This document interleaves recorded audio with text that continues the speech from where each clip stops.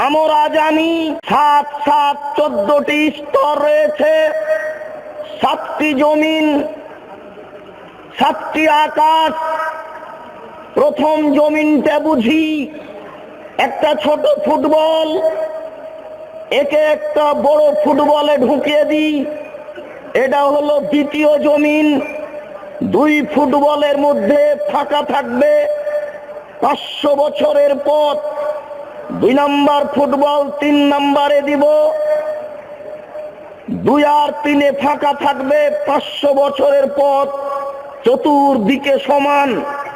3টে 4-এ, 4 number football 5-এ, 5 number 6-এ, 6 number 7-এ, প্রত্যেকটার ভিতরে ফাঁকা আছে 500 বছরের পথ। এই 7 নাম্বার ফুটবলটা দিলাম।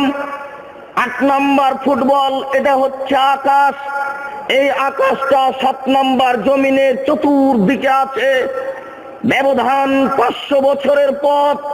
7 নাম্বার আকাশটা 8 নম্বরে, 8টা 9-এ, 9টা 10-এ, 10টা 11-তে, 11টা 12-তে, 12টা 13-তে, 13টা 14-তে, 14 নাম্বার আকাশটার আর এই 13 নাম্বার আকাশটার মধ্যে ফাঁকা আছে, ব্যবধান আছে 500 বছরের পথ।